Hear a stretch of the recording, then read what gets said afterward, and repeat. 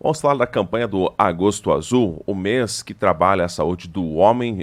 Alguns estados trabalham o Agosto Azul, outros o Novembro Azul e ainda, para dar aquela fomentada na campanha, alguns estados trabalham os 2 meses. Por quê? Porque o homem, ele é um pouco mais teimoso de fato do que a mulher.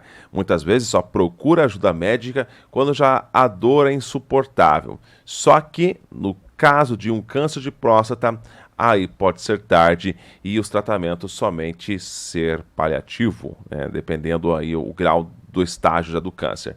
Por isso que é importante fazer sempre a questão preventiva, principalmente homens que passaram dos 45, 50 e por aí vai, tem que fazer, de preferência, anualmente, então, o exame preventivo. Por quê? Se descoberto lá no início, tem 95% de chance de cura e poder viver uma vida normal. Já se for estágio mais avançado, a situação já fica mais complicada.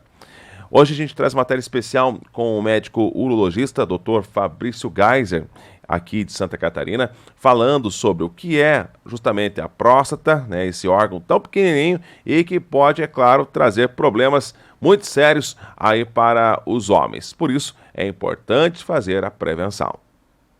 A próstata é uma glândula que todo homem tem, né? Às vezes a gente chega aqui no consultório e o paciente chega dizendo: eu vim aqui porque eu tenho próstata. Na verdade, todos temos próstata, os homens têm próstata, né? E é uma glândula que ela é responsável pela secreção do esperma, da parte líquida do esperma, onde os espermatozoides vão ficar diluídos e onde, banhados nesse líquido, vão ter a capacidade da fecundação. Então ela é importantíssima, ela tem a sua função. Ela está localizada logo abaixo da bexiga, como se fosse um funil, fazendo a transição entre a bexiga e o iniciozinho do canal, né?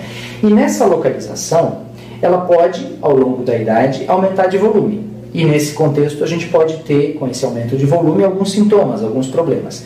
Esses sintomas estão relacionados ao aumento benigno da próstata, que a gente chama de hiperplasia prostática benigna, que a sigla é HPB, que é uma sigla bastante difundida no meio médico. Esse aumento benigno é natural. Agora, 50% dos homens, a partir dos 50 anos, vão apresentar sintomas desse aumento benigno e que podem merecer tratamento. Fora isso, um segundo grande problema da próstata é o câncer de próstata. E o câncer de próstata não dá sintomas, principalmente nas fases iniciais, né? Nesse contexto, para a gente conseguir fazer um diagnóstico precoce do câncer de próstata, a gente tem que ir atrás dele antes dele se manifestar. A gente faz isso de duas maneiras, basicamente. Uma é com um exame laboratorial, chamado PSA, que é a sigla em inglês para antígeno prostático específico. O PSA ele se altera em várias condições e pode se alterar também no câncer da próstata. Ele está longe de ser um exame fiel, um exame bom. Ele dá muitos índices de falsos positivos ou falsos negativos, ou seja, ele se eleva em outras condições, ou ele pode deixar de se elevar no câncer da próstata. Então nós temos que agregar valor à realização do PSA. O PSA sozinho não é o bastante. Por isso que a gente faz também, como forma de prevenção para detectar o câncer da próstata, o exame digital, que é o toque, o popular toque, que nada mais é do que com o dedo, através do ânus, sentir a superfície da próstata para ver se a gente tem um nódulo, um endurecimento, da mesma forma como a mulher faz com a mama na suspeita de um nódulo na mama. Exatamente a mesma coisa. Isso é uma parte do exame físico, a gente faz na consulta rotineira. Os fatores de risco que levam ao aparecimento de câncer de próstata, eles não foram totalmente elucidados. É muito difícil se fazer pesquisas no ponto de vista epidemiológico, assim, para tentar determinar fatores de risco, né? Mas até hoje não se descobriu nenhum vírus ou bactéria ou micro-organismo que de alguma maneira pudesse influenciar o aparecimento do câncer da próstata. O que se sabe é que uma dieta mais gordurosa, sedentarismo, a falta então da atividade física, né? Condições relacionadas à raça, as populações de pele mais escura têm maior propensão ao desenvolvimento do câncer da próstata, seriam fatores de risco. Em contrapartida, Também não se conhecem fatores protetores. Essa história que a gente escuta de que o tomate seria protetor para a próstata, entre outros componentes, nada disso tem comprovação científica, na verdade, né? Existem alguns trabalhos, mas que não têm um grau de evidência científica o suficiente para serem taxados assim como verdades absolutas. Então, da mesma forma como a gente não consegue relacionar um vírus específico, como no caso do câncer de colo de útero ou mesmo do câncer de pênis, cujo HPV também tem total relação, com a próstata a gente não tem nada definido nesse sentido. Então, quando o paciente chega no consultório para fazer o seu exame de rotina, a gente recomenda que os pacientes que têm histórico familiar comecem a fazer esse exame de rotina a partir dos 45 e quando não tem histórico familiar de câncer de próstata, comecem a fazer a partir dos 50 anos. Quando o paciente chega no consultório, a gente vai pedir o PSA para ele e a gente vai fazer o exame digital. Se a gente tiver uma alteração no exame de toque ou uma alteração no PSA, a gente vai observar essas alterações e tomar uma decisão por se fazer ou não se fazer uma biópsia.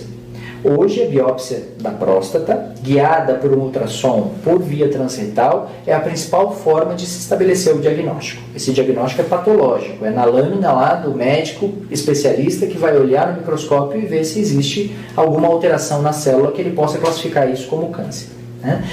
Na hipótese de essa biópsia vir positiva, está feito o diagnóstico. A partir daí, a gente sabe que lá no miolo da glândula existem células se desenvolvendo de forma anômala que são taxadas como câncer.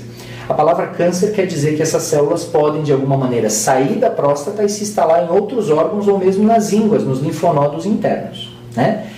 Nessa condição, a gente precisa estabelecer em que estágio está o problema. A gente chama isso, medicina, que acontece para qualquer tipo de tumor, estadiamento clínico. Esse estadiamento ele passa pelo exame físico, ele passa por exames de laboratório, ele passa por exames de imagem, do tórax, do abdômen, né? E eventualmente eventualmente até do cérebro, dependendo como for, dos ossos.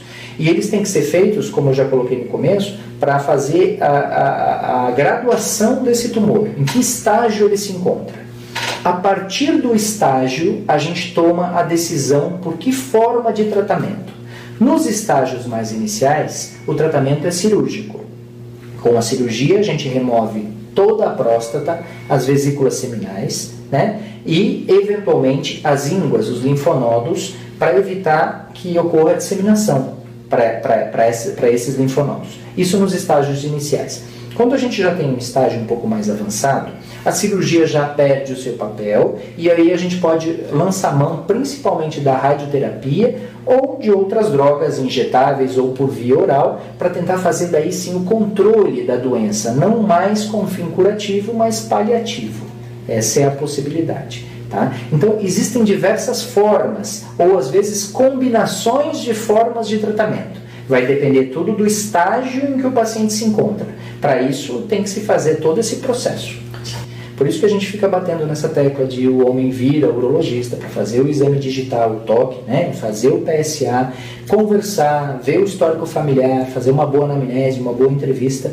Porque se a gente consegue fazer o diagnóstico precoce, nós temos chance de cura em 95% dos pacientes, né? Com o tratamento adequado, com uma boa cirurgia, com um bom estadiamento, né? Agora, a cura é 100% viável, depende do estágio clínico em que se encontra o problema. Meu recado, na verdade, é chamar a atenção para essa necessidade que o homem tem de fazer a prevenção das doenças que podem acarretar os problemas, né? No mundo inteiro e no Brasil a gente tem uma diferença muito grande entre a expectativa de vida de homens e mulheres. Isso porque as mulheres são muito mais conscientes no que trata, no que concerne ao seu tratamento, à sua prevenção dos problemas que ocorrem com o envelhecimento. O homem ainda tem um pouco de resistência em relação a isso, né? Resistências, às vezes movidas por medo, por desconhecimento ou mesmo por machismo, né? Essas coisas estão mudando com o tempo, mas ainda a mensagem que eu tenho a colocar é de que a gente deixe isso tudo de lado, deixe esse preconceito de lado e passe a procurar de forma regular o urologista para que a gente consiga fazer o diagnóstico precoce e assim atingir essas taxas de cura que a gente acabou de conversar.